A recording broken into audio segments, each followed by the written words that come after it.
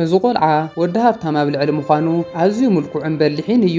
ካብ ዕለታት ሓደ መዓልቲ ሰለስተ ሰረቕቲ ኮይኖም ካብ ስድርኡ ገንዘብ ንኽቕበሉ ትልሚ የውፅኡ እሞ ዝገበሩ ገይሮም ናብ ገዝኦም ብምእታው ነዲኡ ኣታሊሎም ሰሪቖም ይወስድዎ።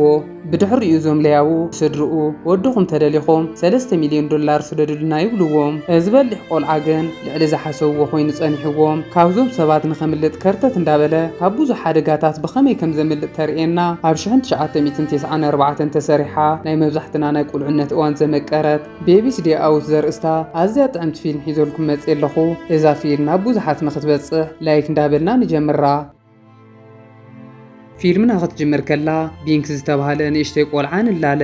ቢንክ ኣቡ ቢንግተን ኣውስቲን ኮትዌልን ኣዲኡ ላውራን ኣዝዩ ጽቡቕ ኣታዊ ዘለዎም ስለ ዝኾኑ መብዛሕትኡ ግዜ ምስታ ጽቡቕ ቆልዑ ናይ ምእላይ ክእለት ዘለዋ ጂልቨርተን ዝተባሃለት ሰራሕተኛኦም እዩ ዝውዕል። ጂልቨርተን መብዛሕትኡ እዋን ሓንቲ መጽሓፍ ተንብበሉ ነይራ። እታ መጽሓፍ ድማ ንሱ መልሓሱ ስለ ዘየጽረየ ቡቡ እንዳበለ ዝጽውዓ ቤቢስ ዴይ ኣውት ትብል ክትከውን ከላ ኣፍታ መጽሓፍ ዘለው ስእልታት እንዳረኣየ ኣዝዩ እዩ ዝሕጎስ። ካብ ዕለታት ሓደ መዓልቲ ላርዊን ንወዳ ካብ ፈተውቶምን ካብ ማሕበረሰቦም ናርሒቓ ተዕውዮ ከም ዘላ ስለ ዝሓሰበት ስእሊ ክተስእሎ ትውስን እሞ ምስተን ሰራሕተኛታት ኮይና ክዳውንቲ ቀያይራ ክተዳልዎ ትጅምር። ብድሕሪኡ ነቶም ሰኣልቲ እንዳተጸብያ ከለዋ ብዝገርም መልክዑ ኤዲ፣ ቬኮና ሮቢን ዝተባሃሉ ሰለስተ ሰረቕቲ እዚ ነገር ፈሊጦም ቀዲሞም ብዘውፅዎ ትልሚ መሰረት ነቶም ሰኣልቲ ጨውዮም ኣብ መኪኖም ይኣስርዎም እሞ ንባዕሎም ከም ሰኣልቲ መሲሎም ናፍቲ ገዛ ይኣትዉ። ናፍቲ ገዛ ምስ በጽሑ ሰለስቲኦም ዋላ ሓደ ከይፈለጦም ነቲ ቆልዓ ምስ ኣዲኡ ክስእልዎ ይጅምሩ። ኣብ መንጎ ድማ ነዚ ቆልዓ ንምስራቅ ከም መቻችው ስለ ዝሓሰቡ ንቢንክ ንበይንኹን ስእሎ ኢና ንስኽን ኣውዚ እንተሃሊእኽን ክርበሽ ስለ ዝኾነ ኩለኽን ካብዚ ውፃእ ይብልዎን እሞ ኣዲኡ ግን ነብሳ ግዲ ነጊርዋ ኣብዚ ክትከውን ከም ትደሊ ትነግሮም። ሽዑ ኤዲ ኣብ ጥቓ ኣዲኡ ኮይኑ ከምቲ ንደልዮ ዓይነት ስእሊ ክሰኣለልና ስለ ዘይኽእል ካሊእ ሰብ ንምምሳል ክዳን ክቐይር ክንዕይብላ እሞ ንሳ እውን ዳጎየት ናብ ላዕሊ ትድይብ። ኣብዚ እዋን እተን ሰራሕተኛታት ንላርዊን ንኽሕግዝኣ ክኸዳ ከለዋ ጂልቨርተን ድማ ቅድሚ ምኻዳ እዚ ቆልዓ እንተበኺዩ እዛ መጽሓፍ ሃውዎ ብምባል እታ ቤቢስ ዴይ ኣውት ትብል መጽሓፍ ንኤዲ ሂባቶ ንሳ እውን ትኸድ። ኣብዚ እዋን ንሶም ድማ ኩሉ ነገር ተዳልዮም ስለ ዝነበሩ ንቢንክ ሒዞሞ ብፍንሽትራ ዘሊሎም ናብ መኪንኦም ብምእታው ካብቲ ቦታ ይስወሩ።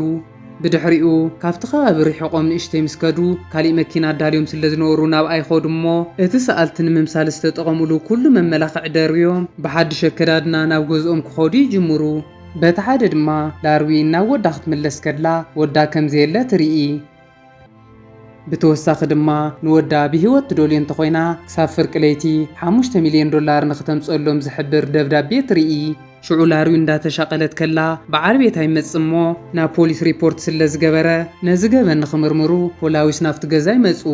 እቶም ፖላዊስ ናይ ዝገበን ኩነታት ክርእዩ ከለዉ እዞም ሰረቕቲ ተመክሮ ዘለዎም ኣዝዮም ጨካናት ክኾኑ ስለ ዝኽእሉ ምርመሮኦም ንኸይተተዓናቕፈሎም ንላርዊን ካብ ገዛ ንኸይትወጽእ ይነግርዋ።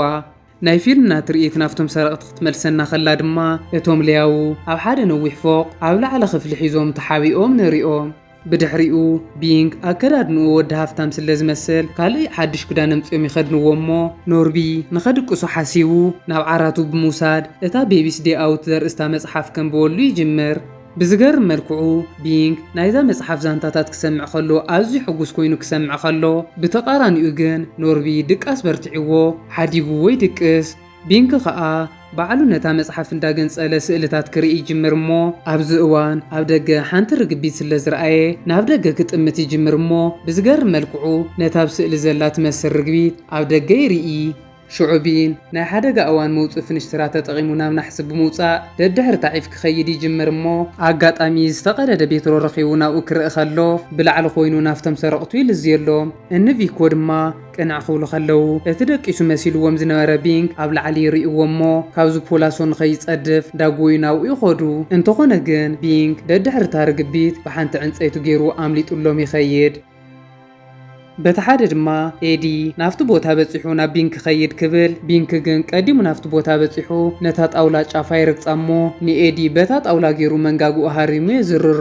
أزوي زرأي فيكو دما أزوي حريقو نتا طاولا يدربيا مو انتخونا جن كابزي وطيوم نفتقول آخر كو تخوينوم كالي ممارس سلازي ولوم زليلوم نفتا خاليت بولاسون خخودي وسنو أبزوان كلتي نطيروم كحلفو خلو إيدغن بس استوقعو أزوي تحاسيو سلز نبره حجون صديفونا متراقم غحافي أتو بينك دما كافتا زعتوا غزان خوص اندافتن خلو هندبت اتمعصو يخحمو شعوت سب اي حدش زمصو دبدابي انداتقبله مستا دبدابي حزاز مصت غوال بفقر عينك طامامتي جمرمو بينك دما اذا عدل تطقيمو كلتيوم كيرأي وي وص قصيلو دما بينك ناو ليفتي اتمو ليفت تطقيمو ناب تحت بموراد ناو غودنا يوص بينك ابز بسبات مليو استچنانق غودنا انداتفحخو انقاسقس كلو ولا حد سب زستبهللو يلن أبز أوان بينك أفتا مصحف زرأيات مثل مكينة يرقمو نوا أتيو كخيد كلو إن فيكو دما ني إيدي كافت زودقو تسيوم إندانا قفو خلو بينك أفتا مكينة أتيو انداخدا يريقو شعو سلستيوم كالتفومنا مكينوم بمخاد نزا مكينة خكاتاتلو يجمرمو أمونغو جن من قد سلستج أنانقا عمليتات اللوم تخاد انتغونا جن دحرن اشتيقو عزو سابات نختور ردو تفلمو إزهم ليهاو نزا مكينة ركيوم نتا أوتيستا خحتو وخلو اتا أوتيستا جن بزعبا زقود دايز فلتو نجر سلازيلا اتزدالي وحابريتاك هو ميكالن يخون مبار والعطف إيوم أزيوم الشاقولو سلازلو نابوليس بمدوال زتف أغول عقم زلو ريبورت يقبر بتحدد ما ننفيكو بينك مسحنت رغوار سبيتي أبزن بالآتو انداخده يريقومو ددحري اندا تخطاتلو نبينك وسدو ويفتنو أبز اوان اتا سبيتي ننوح اوان ددحري اي كاتاتلوا كم زلو سلز فلتات نخسر قواز كاتاتلوا زلو مسيلوا بحرقان نسلستيوم كتكتكتوم تجمر بينك دما إذا عدل تتقيمو كابزا سانتاي وطمو أبقرو ونابز نبرا غزاي أتو بزقر ملكعو إزبوتا محباب هزانات سلزنورو حانتا ألايت هزاون تترخومو شعون بينك نافتم كالوت قولعت وسيدا دايبر مسك أيرتلو نابوليس ريبورت خطقبر سلزداليت حديقاتو تخد دحرنش تيزاني حتقن حانت سبيتي وداخت وسر تمتسمو بينك دما أب دحري التعاربيات حاويو سلزنورا إذا دوكي رأيتو نايودا زنورا زستنقر نداستي كافت بوتا وطوي خد بين كابزو بوتا مسوص أدما أو غودنا ندا تفحاكو خيدي جمرمو أغاطامي حانت غازيطنيا أو تي في لايف ريبورت ندا غبرت يركب إذا غازيطنيا ندا تزاربت كلا أغاطامي بينك بقى أخا حلفنت مايكروفون غمد يسحبلامو مايكروفون سلزودقا إتا غازيطنيا مايكروفون أختل علدنن كتبل كلا بينك أو عين كاميرا أتيو بتي في رأى أب تي في إزوي زرأيو توم سلسته سرقت دما داقوي نافت بوتا يخدمو بزقر ملكو عقن بينك أفتا مصحف رئيواز نورت حانت تاكس سل زرأي قديمو نافتا تاكس أتيو عمليت اللوم يخد بتحدد ما أبو إن بينك كوتويل نود خارينا يوزبل حدا سلك تدويل ونا وحدا بوتا يخيد مو نافت بوتا مسبصحة أتزوع مودي جنزب انتهيكم نطرحينا يودخ مدراشة زنقركم يولوم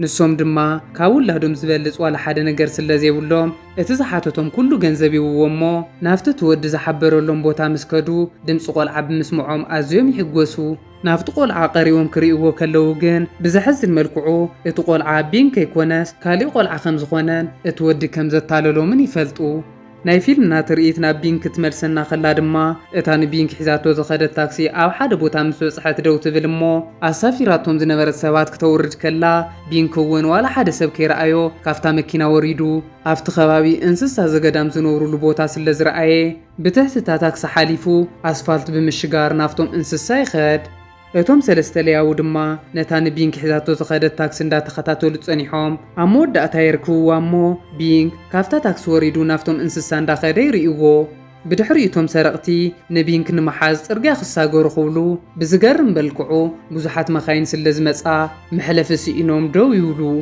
ኣብ መወዳእታ ግን ድሕሪ ክንደይ መከራ ነዚ ቦታ ይሓልፍዎ እሞ ናፍቲ መዕቆቢ እንስሳት ኣትዮም ንቢንክ ደልይዎ ከለው ቢንክ ናብ ሓደ ህበይ ኣትዩ ምስኡ እንዳተፃወተ ይረኽብዎ እዚ ህበይ ንቢንክ ኣዝዩ ዝፈትዎ ይመስል ንኽበልዖ ምስ ተዋህብዎ ፍሩታታት እንዳሃበ ከም ወዱ ክካና ኾይኑ ይፍትን ኣሎ ኣብዚ እዋን ቪኮ ነቲ ቆልዓ ንምውሳድ ክፍትን ከሎ እቲ ህበይ ግን ከም ዘይፈለጠ መሲሉ ናብኡ ይቐርብ እሞ ኢዱ ብምህራም እዚ ብቐሊሉ ክገብርዎ ከም ዘይኽእሉ የርእዮም بدحريقو እዚ ነገር بقليلو كعوتو ከም ዘይኽእሉ ይሓስቡ እሞ ኣጋጣሚ ግን ኣብ ጥቕኦም መኾስተር ስለ ዝረኣዩ ናሮቢ በቲ ናይቲ መኾስተር ዕንፀይቲ ገይሩ ንኽስሕዎ ይፍትን እንተኾነ ግን ሕጂ እውን እቲ ህበይ ተቆጢዑ ንናይሮቢ በቲ ዕንፀይቲ ገይሩ ንላዕሊ እንሳፍፎሞ እዚ ነገር ብቐሊሉ ከም ዘይዕወተሎም ፈሊጦም ተስፋ ብምቑራጽ እቲ ህበይ ክሳብ ዝድቅስ ክጽበይዎ ይጅምሩ።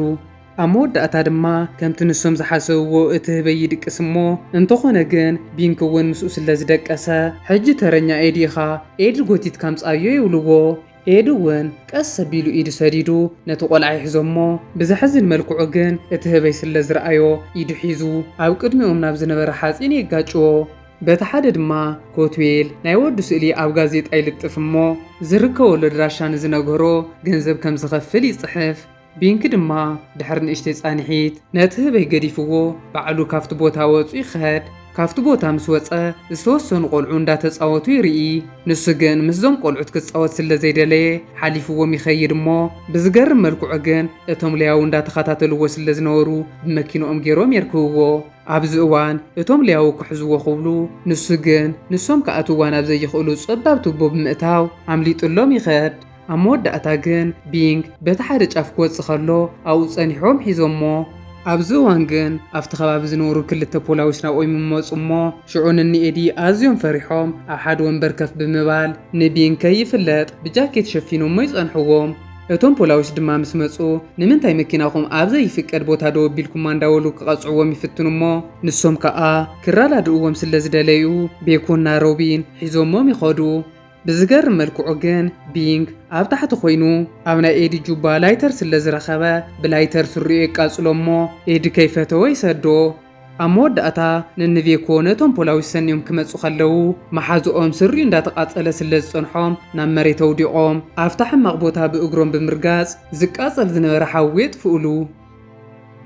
ኣዲኡ ላርዊን ብዛዕባ ወዳ ኣዝያ ስለ ዝተሻቐለት ምስ መንን ብዛዕባ እንታይን ክትዕልል ከም ዘለዋ ኣይትፈልጥን። ኣብ መንጎ ግን እታ ኩሉ ግዜ ምስ ወዳ ትውዕል ዝነበረት ጀልቨርተን ትመጽእ እሞ ጅልቨርተን ብዛዕባ ቢንክ ኣልዒላ ኣዝያ ትፈትዎ ከም ዝነበረት ክትነግራ ከላ ብዝተወሰነ መልክዑ ተረጋጊኣ ምስኣ ክትዕልል ትጅምር። በቲ ሓደ ድማ ቢንክ ናብ ሓደ ኣብ ኮንስትራክሽን ዝርከብ ህንፃ ክበጽሕ ከሎ እቶም ሰለስተ ልያው ሕጂ እውን ይከታተልዎ ኣለዉ። ቢንክ ኣብ ሓደ ቦታ ምግቢ ይርኢ እሞ ንኽበልዕ ናብኣ ምስ ደየበ ብዝገርም መልክዑ እታ ንሱ ዝነበረ ሓፂን ንላዕሊ ትድይብ። ኣብዚ እዋን እቶም ሰለስተ ልያው ስለ ዝረኣይዎ ብሊፍት ተጠቒሞም ናብ ላዕሊ ይድይቡ እሞ ቪክ ናብ ቢንክ ብምኻድ ሒዝዎ ንኽመጽእ ይውስን። ብዘሕዝን መልክዑ ግን ቪክ እቲ ናብ ቢንክ ወስደን እዩ ሓሲብዎ ዝነበረ ሓፂን ንታሕቲ ስለ ዝወረደ ቪንክ ተንጠልጢሉ ቢንክ ድማ ሸተት ኢሉ ናብ ሊፍት ዘለዎ ቦታ ይወፅእ። ኣብዚ እዋን ቢንግ ብነፃነት ክንቀሳቐስ ከሎ እቶም ክልተ ልያው ድማ ንመሓዝኦም ንኸድሕንዎ ይፍትኑ ኣለዉ። ናይሮቢን ንቢንክ ጎቲቱ ከውፅኦ ክብል ብዝገርም መልክዑ ንሱ እውን ምስኡ ይንጥልጠል እሞ ብእግሩ ሒዝዎ ደው ይብል። ኣብ መንጎ ግን ናይሮቢን ደኺምዎ ኢዱ ክሰዶ ከሎ ናብ ሓደ ዕንፀይቲ እንዳተጋጨወ ንሪኦ። ኣብዚ እዋን ናይቲ ሓፂን ሚዛን ስለ ዝተቐየረ ቪክ ናብ ኤዲ ብምኻድ ተታሓይዞም ይወድቁ። ኖርቢ ከዓ ድሕሪ ክንደይ ስቃይ ካብቲ ዝወደቆ ዕንፀይቲ ክትስእ ክፍትን ከሎ ሕጂ እውን ግን ካብቲ ዕንፀይቲ ሸተት ኢሉ ናብ ስሚንቶ ዝመልአ ሓፂን ይኣቱ። ኤዲን ቪኮን ከዓ መሓዝኦም እዚ ኩሉ እንዳተሳቀየ ሪኦም ንኸድሕንዎ ሰራሕተኛታት ንኸይሪእዎም እንዳተጠንቀቁ ናብኡ ክኸዱ ይፍትኑ ኣለዉ። ድሕሪ ንእሽተይ ጻንሒት ግን ቪኮ ንመሓዝኡ ንኸድሕን ክብል ብዝገርም መልክዑ ንሱ እውን ከም ናይሮቢን ይጸድፍ። ኣብዚ እዋን ኤዲ ንቢንክ ይሪኦ እሞ ናብኡ ክኸይድ ክብል ኣጋጣሚ ሸተት ኢሉ ይወድቕ። ኤዲ ካብቲ ዝወደቆ ክትስእ ክብል ሓንቲ ተንጠልጢላ ዝነበረት ገመድ ስለ ዝሰሓበ ሓደ ኬሚካል ይግልወጦ እሞ እዚ ኬሚካል ሸተት መበሊ ስለ ዝኾነ ካብታ ዘለዋ ቦታ ምንቅስቓስ ይኸውዶ። ቢንክ ከዓ ናብ ታሕቲ ትወርድ ዝነበረት ሊፍት ይረክብ እሞ በታ ሊፍት ገይሩ ናብ ታሕቲ ክወርድ ከሎ ኤዲ ንዕኡ ንኸርክብ ክብል ዘሊሉ ናብ ሓንቲ ክሬን ይንጥልጠል። ብዝገርም መልክዑ ቢንክ ናብ ታሕቲ ምስ ወረደ እቶም ሰራሕተኛታት ስለ ዝተፈደሱ እቲ ናይታ ክሬን ኦፕሬተር ኣብ ዘለቶ ደው ኣቢልዋ ናብ ገዝኡ ክኸይድ ከሎ ኤዲ ከዓ ፀሓይ እንዳዓረበት ኣብታ ክሬን ተንጠልጢሉ ንሪኦ። ቢንክ በታ ሊፍት ተጠቒሙ ምስ ወረደ ከምቲ ኩሉ ግዜ ዝገብሮ እንዳተፈሓኾ ክኸይድ ከሎ ሓደ ሰራሕተኛ ይሪኦ እሞ እንተኾነ ግን ብዙሕ ቀልቢ ስለ ዘይገበሮ ሰቂሉ ይሰዶ። ቪኮና ሮቢን ድሕሪ ዝኹሉ መከራ ስሚንቶ ብስሚንቶ ተፀያይቆም ናብ መሬት ምስ ወረዱ ፈተና ከቢድዎም ነቲ ቆልዓ ከይሓዝዎ ናብ ገዝኦም ንኽኸዱ ይውስኑ። በቲ ሓደ ድማ ፖላዊስ ናብ እንዳ ኮትዊልስ ይኸዱ እሞ ብስልክ እንዳተደወለ ብዝረኸብዎ ሓበሬታ መሰረት ቢንክ ኣበይ ኣድራሻ ከም ዝተረኣየ ክነግርዎም ይጅምሩ። ኣብዚ እዋን ጂል ቨርተን እቶም ኩሎም ቦታታት ምስ ሰምዐት ኩሎም ቦታታት ኣፍታ ቤቢስ ዴይ ኣውት ትብል መጽሓፍ ከም ዘለዉ ትዝክር እሞ ቢንግ በታ መጽሓፍ መሰረት ይኸይድ ከም ዘሎ ትፈልጥ። ሽዑ ጂል ቨርተን ቢንግ ኣብ መጠረሽታ ዝኸደሉ ቦታ ጡሮታ ዝወፁ ወታደራት ዝነብሩሉ ቦታ ከም ዝኾነ ትነግሮም እሞ ኩሎም ተታሒዞም እንዳጎዩ ናፍቲ ቦታ ይኸዱ። እዞም ስድራ እንዳጎዩ ናፍቲ ቦታ ክበጽሑ ከለዉ ብዝገርም መልክዑ ወዶም ኣብቲ ቦታ ምስ ብዙሓት ኣረግቶት ተኣኪቡ እቶም ጡሮታ ዝወፁ ወታደራት እንዳደረፉሉ ይረኽብዎ። ኣብ መወዳእታ ላርዊን ምስ ወዳ ብምርኻባ ኣዝያ ተሓጒሳ ንወዳ ሓቑፋ ምስቶም ፖላዊስ ናብ ገዝኦም ጉዕዞ ይጅምሩ እሞ ኣጋጣሚ በቲ እንዳለያው ገዛ ክሓልፉ ከለዉ ቢንግ ቡቡ ብምባል ናይታ መጽሓፍ ሹም ይጽውዐሎም። በዚ ድማ ላርዊን እታ መጽሓፍ ኣብዚ ገዛ ከም ዘሎ ትፈልጥ እሞ ነቶም ፖላዊስ ምስ ነገረቶም እቶም ፖላዊስ ተወሳኺ ሓይሊ ሒዞም ነቲ ገዛ ብምኽባብ ኩሉ ገበኖም ስለ ዝተፈለጠ ኢዶም ንኽህቡ ይሓትዎም።